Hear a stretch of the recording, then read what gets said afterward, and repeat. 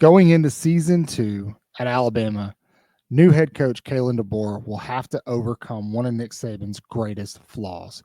Stick around. Let's talk about it. It's way off sides. 3, 2, let's go.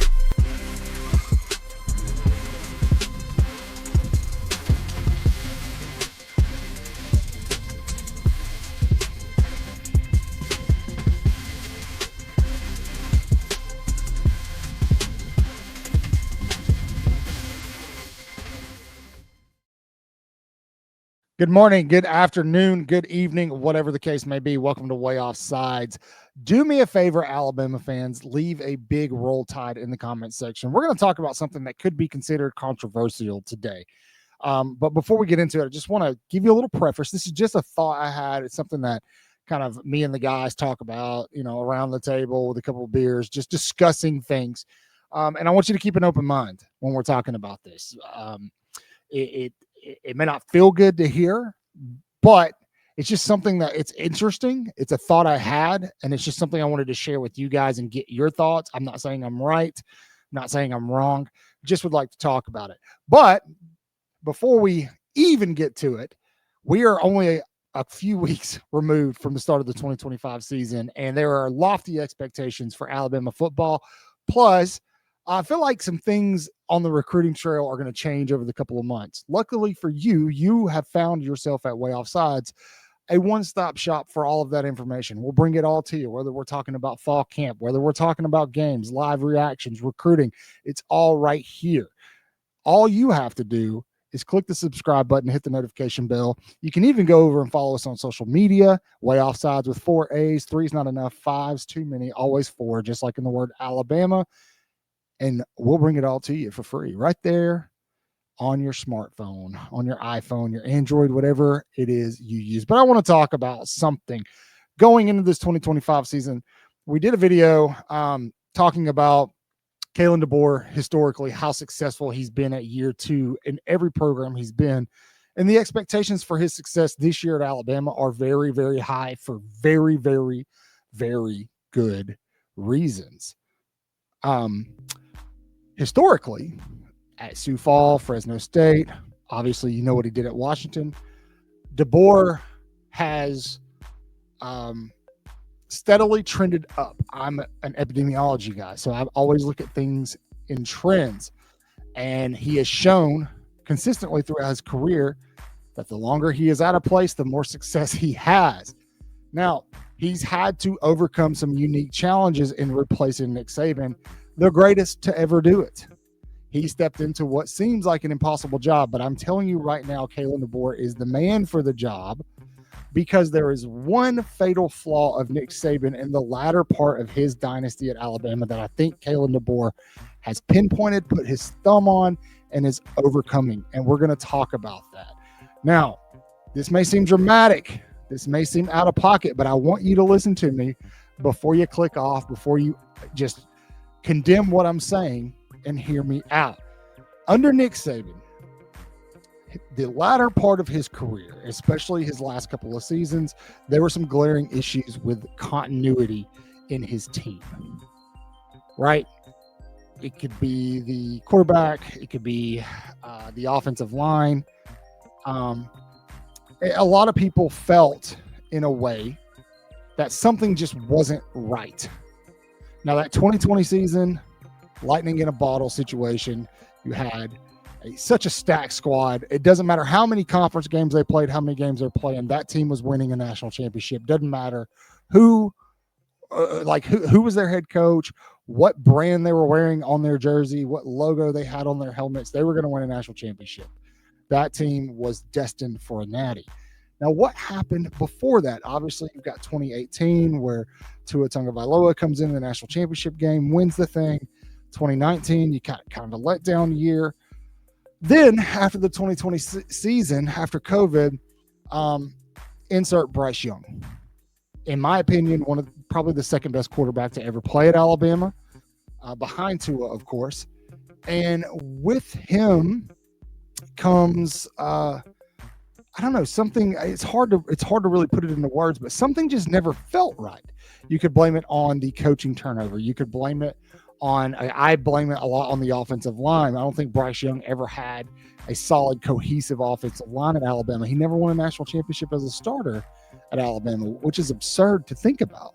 However, the teams were still talented and still had a lot of success, but I think that there was a fatal error that Nick Saban allowed into the team, and it started way before Bryce Young got to campus. Now, this is not a knock on Nick Saban, and it's not a knock on anybody that we're going to talk to. I absolutely adore Nick Saban. I absolutely adore just about everybody who's drawn the Alabama uniform, especially the player that I'm about to name, because this one, a lot of people are going to take a step back and go, whoa, what are you saying? But I believe that this fatal error in the latter part of Nick Saban's tenure at Alabama started with quarterback Tua Tagovailoa. I get it. It is no fault of Tua's. It is no fault of Nick Saban's. It really is the fault of Vanderbilt, I think, because the season before he comes in and wins, is the starter. Tua steps in the Vanderbilt game and has an outrageous play that just fires fans up. And the expectations for Tua were absolutely nuts. Now, the situation in which it worked out, it pans out. Jalen Hurts struggles against Georgia. Tua comes in and doesn't just win the game. He comes back from really tough odds to beat Georgia and win a national championship. It starts there. The expectations of Alabama fans and the expectations on Tua fly through the roof. Not just that, the mythos around Tua Tagovailoa booms. It grows exponentially, and he himself becomes bigger than the program. Again, not a knock on Tua. I guarantee you that is something Tua would never have wanted. It's something Nick Saban wouldn't have wanted, but it happened. And in a way, it was allowed to happen. Now, Nick Saban, despite probably his best efforts to keep it corralled and keep it reeled in, Alabama became a place where an individual, the success of the program could become due to an individual and not the team. Again, this is no fault of Tua. This is no fault of Nick Saban, but it began there, right? Now, that mentality carried itself into subsequent locker rooms, into subsequent recruiting classes. And you saw some toxicity, I think, with certain players following Tua. The fandom around Tua, the hype around Tua, the excitement around Tua opened the door for players to look at themselves in a light that was bigger than the jersey they wore on their chest. And Tua did not do that. He didn't. We did it as fans, but it opened the door for other people to look at themselves in the same light. And it poisoned Alabama's locker room.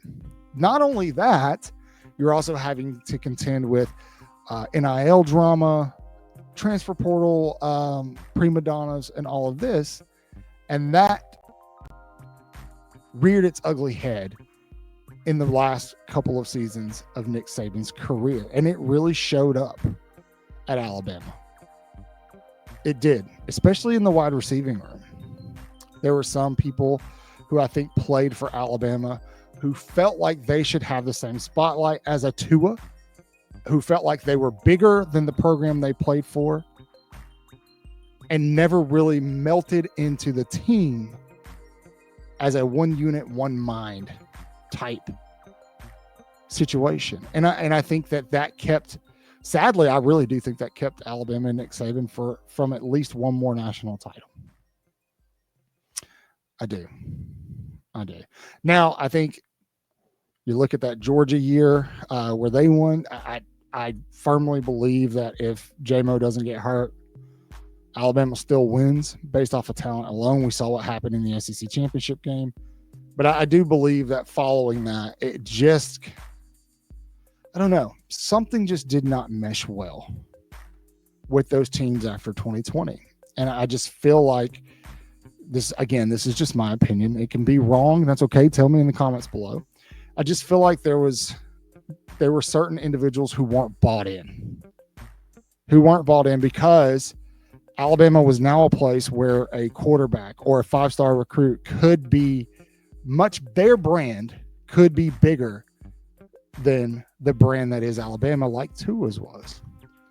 It doesn't mean they were right, because they were absolutely wrong. Tua is a generational type athlete, Tebow-esque, in the sense that him as a person, as a brand, was bigger than the University of Alabama.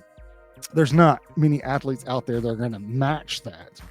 The only one afterwards that could have come close was Bryce Young. Maybe Devontae, maybe. But moving into year 2 under Kalen DeBoer, it feels very much like that problem has resolved itself. And it hasn't resolved itself under the pretense that Alabama has brought in lower tier talent. So there's no prima donnas. There's no me before the teams. We're still talking about 5 and 4-star talent all the way across the roster.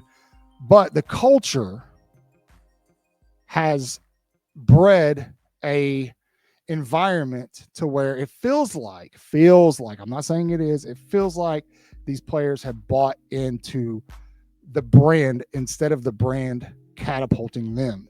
Now, I'll be honest, I got a little worried about this when the news of Jalen Mbakwe transferring out and then staying happened. That made me nervous. Ryan Williams made me a little nervous, because I felt like he could potentially be a kind of guy that would be bigger than the team. Ryan, on several occasions, verbally has shown that he's humble. And the University of Alabama means something more to him than his own brand. It's not to say he's not trying to grow his own brand and do his own thing, but the team, the unit, means more to him than him himself. And that is the fat that's being shed out of the locker room over the past couple of seasons. Now, Nick Saban tried. He absolutely tried. There are countless names that we can talk about. Put them in the comment section of these prima donna players who I think in some cases were pretty much told to transfer out because they weren't a good fit for the culture. They weren't a good fit for the program.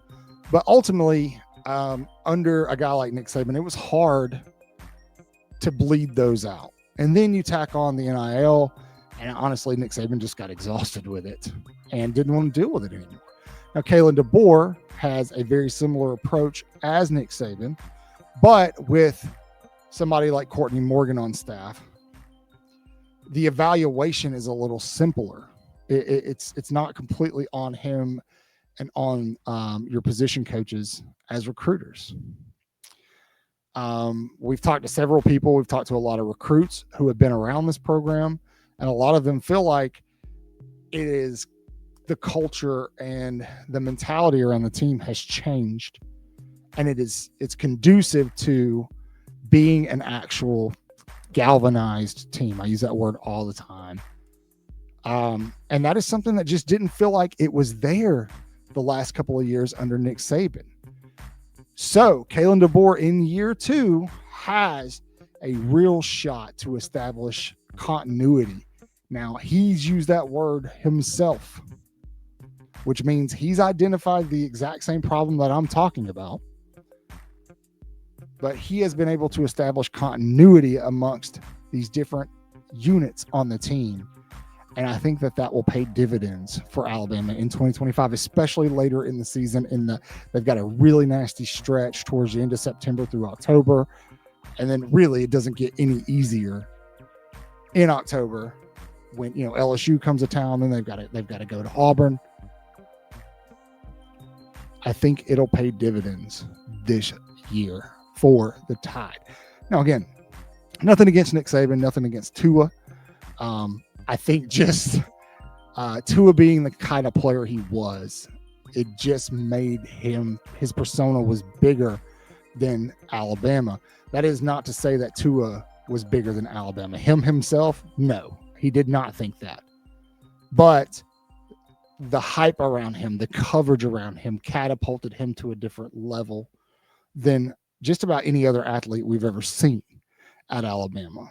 If you want to argue with that, that's fine. But how many times have you seen a player get injured, go in the tent on the sideline, and their parents come out of the stand and go in the medical tent with them? It wasn't common. Now, again, it's no fault of the university or Tua's. I'm not saying that they did anything wrong. All I'm saying is that Tua Tagovailoa became just, I don't know, almost this demigod type figure in people's minds. And he was bigger than the program. That's all I'm saying. And that it doesn't feel like there's people looking for that same level of me on this team. I think since Tua, there have been people who are looking for that. People who can't handle it. Tua could handle it. Dude's humble, cool dude, down to earth. But since then, Alabama their roster has at least had 2 or 3 guys who have played and poisoned the locker room because they can't handle it. They don't have the maturity to handle it, and they don't have the loyalty and love for the team over themselves. I don't see that being a problem in 2025. I hope you agree with me. If not, that's okay. Tell me in the comments. Be loud and boisterous while you're there. Make sure you subscribe. Again, absolutely love Tua. That's not what I'm saying here. While you're subscribing, hit the notification bell. I have a wonky, weird feeling in my plums that during the actual season, Alabama will host several big name recruits for game experiences, and that Alabama will receive some very awesome flips on the recruiting side of things. So be sure you're subscribed so you don't miss any of it. You guys know the drill. We absolutely love you. We hope you're being blessed. We hope you're doing okay. Tomorrow is Monday, probably when this video will go up. So I hope that your Monday is going great and you're having a safe work week. As always, say your prayers, read your Bibles, wash your hands. Horns down, beat Auburn and LSU and Tennessee too. Roll Tide.